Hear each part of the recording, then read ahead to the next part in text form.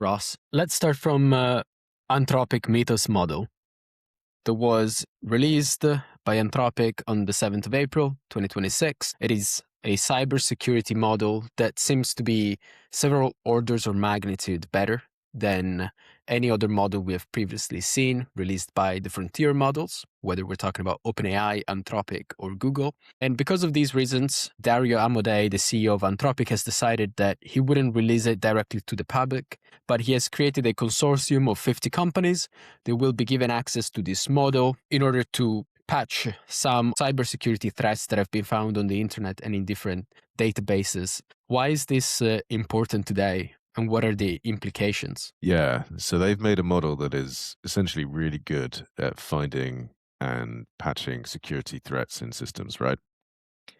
And obviously the flip side of that is that people could use this model to find and exploit the same vulnerabilities, so they didn't release this to everybody. And yet also there was a hacking or exploit done where people got hold of it. They were not officially part of the companies that were given access to the initial model. So there were other parties that happened to have access to Mythos as well during the initial release. So it's interesting that a model is now considered dangerous enough that it's not allowed to be released to the public, first of all, right? I think that's an interesting... Certainly something we haven't seen before.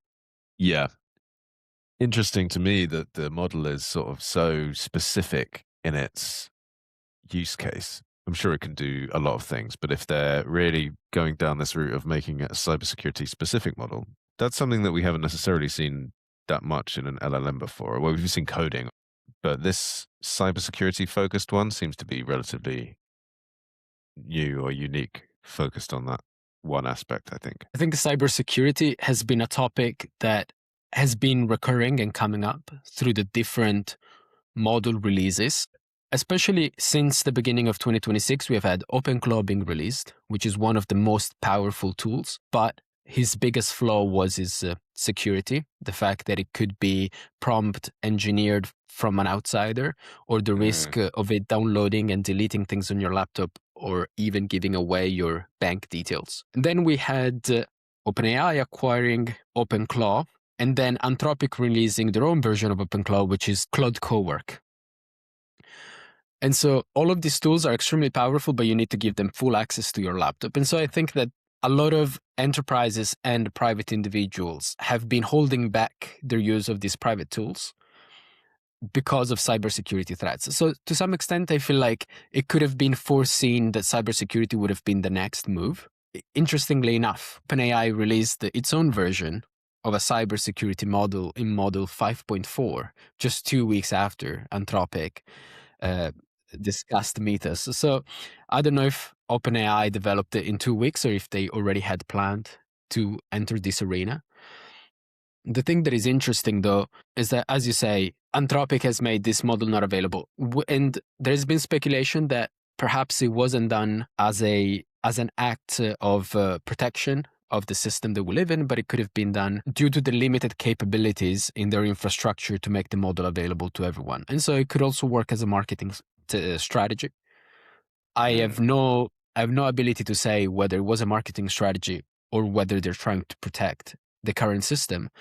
But the fact that they have been hacked and that the model is now in the hands of other people that weren't authorized, perhaps should worry us a little bit. Do you think there's something interesting in the idea that certain models are so heavy on the usage that companies have to restrict them to X amount of users or pay a lot extra to use these features, because if it was available to everybody, it wouldn't be sustainable as a business model. So do you think there might be a case in the future where models are really, really good at certain tasks and we have to pay for access to certain things? So I'm thinking of Sora by OpenAI, where their video generation model was released to the public and then pulled less than a year afterwards because it was so taxing on them and it wasn't really giving them much benefit as a company. I guess people weren't using it as much as they thought, and it was just draining all of their compute and power. It was pulled quite suddenly and quite unexpectedly. And I could see a world where people who are making movies, for example, now pay to use these video generation models a bit more specifically, and they pay a bit extra.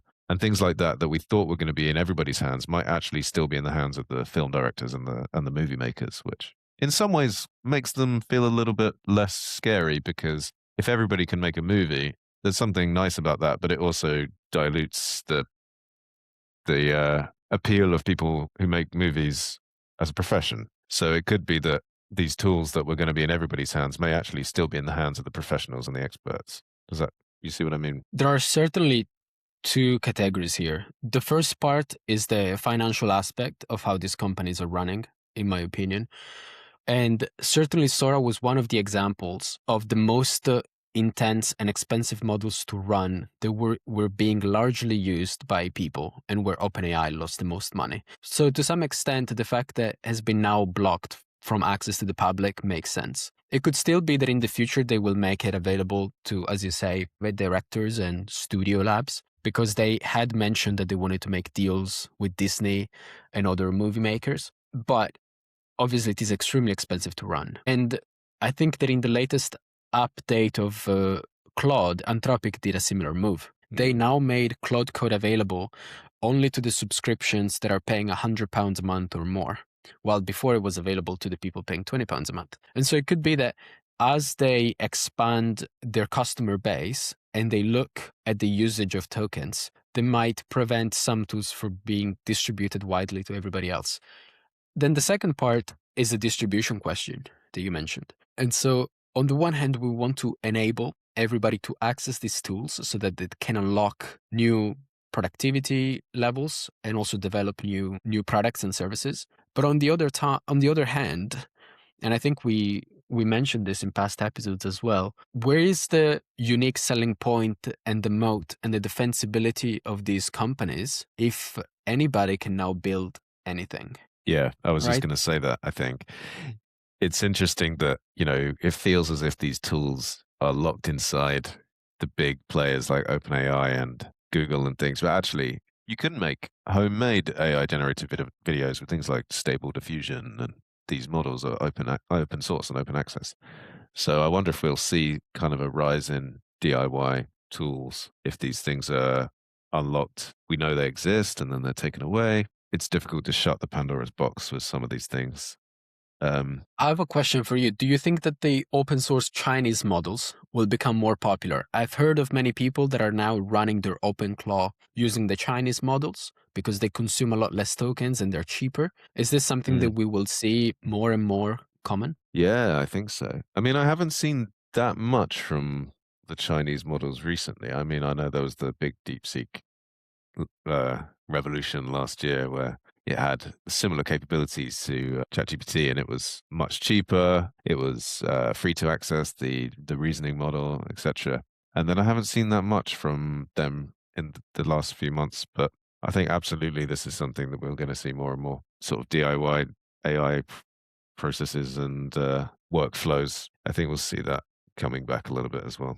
It's interesting that nobody's made a full-length movie with AI, to my knowledge, that's actually good, despite the tools being in existence. So I think what may have been happening is that the users who are serious pro users of ChatGPT were not using Sora much, and the users who were using it were just free users who were making silly videos of giraffes surfing and things. So I think there weren't that many people who were using it professionally with the pro sort of mindset. Maybe that was it. Yeah, that makes sense. Going back to Mythos real quick, we've also seen Anthropic being one of the advocates in favor of the slowdown of AI development, mostly for safety reasons, as well as we've seen Dario Amodei advocating for a slowdown in the build-outs of data centers. Now, is it possible that Dario was trying to prevent some of the data centers from being built because this could be a way to stop companies such as Microsoft, Meta, and Google that have their own data centers already and they can train their model internally and give Anthropic an opportunity to prevent them from using these assets? Could this be a strategy? It could be, I suppose. It depends if you're thinking of this as a strategy to slow down their competition, or if they're genuinely worried about some of their developing capabilities with the models, and they truly are trying to sort of play things safe. With Mythos, if they'd have just released it to the public, it could have had massive security concerns. So I like to believe that maybe they're doing it from a altruistic, kind of make sure we slow down and do things properly so that we don't accidentally release something harmful to the public. I mean, slowing down the data centers, I think, to me, read more like an energy and cost problem, right? So maybe let's move on to that next, and that's a good segue into our next section, which is about data centers and how they're being banned or limited.